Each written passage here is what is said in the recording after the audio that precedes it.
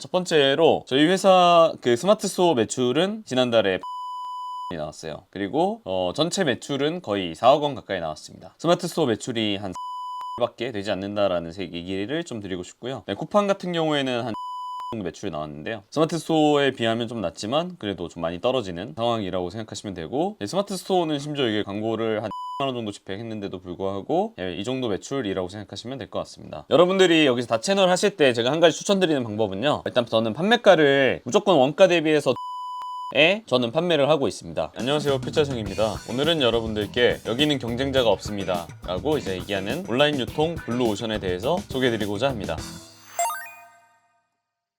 일단 제가 지난달 저희 회사 매출표를 가져왔습니다. 저는 이지어드민이라는 그 주문 수집 솔루션을 쓰고 있고요. 한 번에 여러 채널 매출표를 이렇게 볼 수 있는데 여러분들이 갖고 있는 온라인 유통에 대한 좀 편견을 깨드리고 싶어서 오늘 이 영상을 켜게 됐습니다.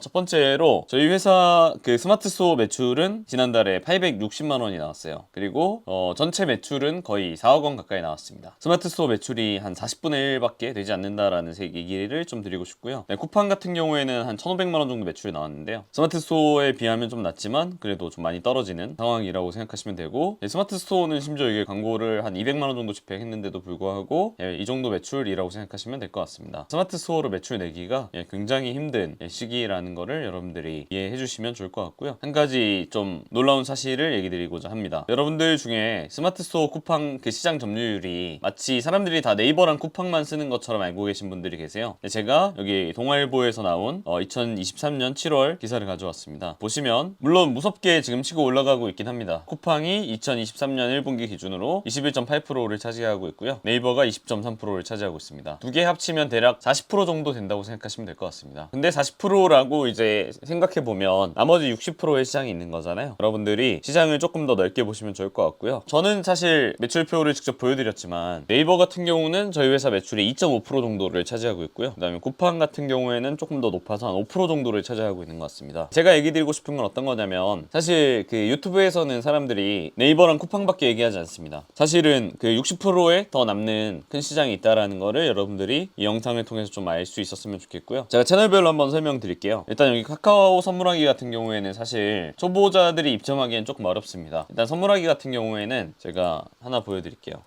네, 먼저 카카오 선물하기 입점 기준을 보면 여기 되게 중요한 부분이 있습니다. 회사 구분이 본사, 총판, 벤더사, 라이센스사, 병행 수입사, 기타로 돼 있는데요. 네, 여러분들이 만약에 혹시 뭐 브랜드 본사이신가요? 아니면 총판이신가요? 총판은 이제 전체 판매에 대한 권한을 갖고 있는 사람이죠. 여러분들이 본사 브랜드들 중에서 몇 군데 그 허용받은 벤더사이신가요? 아니면 라이센스를 이관받은 라이센스사이신가요? 아니면 여러분들이 정품 유명 브랜드를 병행 수입하는 회사인가요? 그게 아니라고 하면 사실 여기 기타로 들어가야 되는데 기타로 들어가기 상당히 어렵다라고 생각하시면 될 것 같습니다. 그래서 오히려 가장 쉬운 부분이 본사로 들어가는 걸 거고요. 본사로 들어간다고 하면 나의 브랜드 혹은 나의 제품을 제작해야 되는 거를 얘기하시면 될 것 같고, 제 주위에 사실 브랜드를 갖고 계신 분들은 많은데 브랜드로 입점 신청했다가 그 탈락하신 분들이 좀 많으세요. 제가 오히려 추천드리고 싶은 건 본인만의 제작 상품을 좀 만드셔서 입점 신청하시면 본인만의 제작 상품이 한 5개, 10개 정도 되신다고 하면 충분히 선물하기 입점할 수 있을 것 같고요. 그 다음에 여기 자사몰이니까 패스하겠습니다. 그 다음에 바보사랑이라는 채널, 그 다음에 도매국, 텐바이튼, CJ몰, 지마켓, S24, 그 다음에 H몰, 그 다음에 에이블리, 이런 다양한 다채널에서 매출이 나오고 있다는 걸 아실 수 있고요. 실제로 도매국 같은 경우가 매출이 두 번째로 높은 편입니다. 이저드민에는 이 주문이 제대로 땡겨지지 않아서 반영이 똑바로 안 된 거고요. 실제 매출 기준으로는 도매국에서 최근 한 달 동안 출금한 기록 내역을 가져왔어요. 그래서 지금 4천 정도 출금을 했고, 지금 아직 출금하지 않은 금액이 한 500만 원 정도 있으니까 한 4천에서 4,500만 원 정도를 실제 정산을 받는다라고 생각하시면 될 것 같습니다. 도매국 같은 경우에도 사실 충분히 판매 채널로서 쓰실 수 있는 좋은 채널이라고 생각이 들고요. 물론 위탁으로 하시는 분들한테는 조금 한계가 있을 수 있긴 하지만 기본적으로 사입을 하신다라고 하면 이런 도매 채널들까지 할 수 있는 여지가 생기기 때문에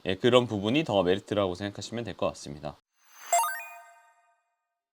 제가 그 필자생 블로그에 이런 얘기를 썼었는데요. 필자생 창업 에세이 85편 99%가 틀리고 1%가 맞다. 당신은 100명 중에 99명이 가는 길을 거부하고 단 1명이 가는 길을 갈 자신이 있는가? 온라인 유통으로 빗대어보자. 99%의 사람들이 네이버 스마트 스토어 쿠팡으로만 물건을 팔아 돈을 벌 수 있다고 생각한다. 정말 그럴까? 어떤 분께 스마트 스토어 쿠팡이 온라인 시장 점유율이 얼마나 될까라고 물어보니 90% 정도 되지 않을까요? 라고 답하셨다. 실제로 그럴까? 2023년 1분기 기준 네이버 쿠팡의 온라인 시장 점유율은 고작 42.1%이다. 네이버로만 치면 전체 시장의 고작 5분의 1일 뿐이다. 그런데 99%의 초보 셀러들이 네이버 쿠팡에 몰려있다. 그래놓고 경쟁이 빡세느니 레드오션이니 불만을 토로한다. 온라인 유통이 레드오션이 아니라 그 사람의 마인드가 레드오션이다. 그래서 지난달 8월 매출도 유사하게 나왔고요. 실제 내 8월 매출표이다. 도소매 업체 직납을 합쳐 약 4억 원의 매출을 올렸다. 그중 쿠팡 오픈마켓 판매가 차지하는 매출은 1,600만 원으로 4%, 스마트 스토어 판매가 차지하는 매출은 1,200만 원으로 3%, 쿠팡 로켓 배송 판매가 차지하는 매출 따로 집계는 3천만 원으로 7.5%, 총합 14.5%밖에 안 된다. 네이버 쿠팡의 온라인 점유율 40%만큼도 안 되는 셈이다. 점유율만큼도 매출이 안 나오는 이유는 심플하다. 대부분의 셀러가 몰려있다 보니 스스 쿠팡에서의 경쟁이 치열하니까. 다른 채널은 이렇게까지 빡빡하지 않으니까. 내가 아무리 다채널 판매를 강조해도 이미 머릿속에 스마트 스토어 쿠팡이 가득한 열렬한 스스교, 쿠팡교 신자들에게는 내 일침이 들리지 않는다. 그래서 내가 돈을 쉽게 버는 거지만 아무리 통계가 명확하게 나와 있어도 다채널을 해야 한다는 것을 알아도 결국 네이버 쿠팡만 할 것이다. 왜냐면 주위 친구 모두, 유튜버들 모두 네이버 쿠팡만 이야기하니까. 결국 정말 정답이어서 따르는 게 아니라 다수가 따르니까 그걸 진리라고 믿고 따르는 것이다. 그 진리가 중세시대 때의 마녀사냥 같은 원시적, 사이비적 생각일 것이라고는 추호도 생각하지 않는다. 판매 방법도 국내 위탁, 해외 위탁 구매 대행을 제외하고도 제작, 사입, 커스텀 등 다양한 방법이 있지만 리스크가 무섭고 99%가 위탁을 이야기하고 있으니 그 99%가 가는 길을 그대로 갈 것이다. 단순히 그 99%를 따르지 않는 것만으로도 엄청난 차별성이 된다. 사람들이 따르는 것은 정말 효율적인 선택지가 아니라 다수가 정답으로 제시한 선택지라는 것을 설명하는 개념이 바로 유튜브에서 얘기한 클루즈이다. 판매자는 반드시 소비자보다 똑똑해야 한다. 반드시 더 높은 수준의 메타인지를 하고 있어야 한다. 그래야 돈을 번다. 다수가 간다고 따르는 것이 아니라 데이터를 보고 통계를 보아야 한다. 99명이 맞다고 얘기해도 통계를 꺼내며 1%의 외톨이가 되는 것을 겁내지 말아야 한다. 우리 기존의 진리를 다시 한번 생각해보자. 학교 공부를 잘해야 한다. 공무원은 최고의 직업이다. 어렸을 적 들었던 말이 과연 절대 변치 않을 진리인가? 아니면 시대의 진리였는가? 차라리 오늘날 내게 필요한 통계를 더 찾아보자. 내가 볼 때 멋진 상품을 찾지 말고 소비자들이 사고 싶어 안달났는데 공급이 적은 상품을 찾자. 한 가지만 기억할 것. 99%가 틀리고 1%가 맞다. 이렇게 제 포스팅을 했었습니다. 제가 블로그에만 사실 소개하기엔 좀 아쉬운 내용이어서 이렇게 오늘 유튜브로도 이렇게 자세하게 설명을 한번 하고요.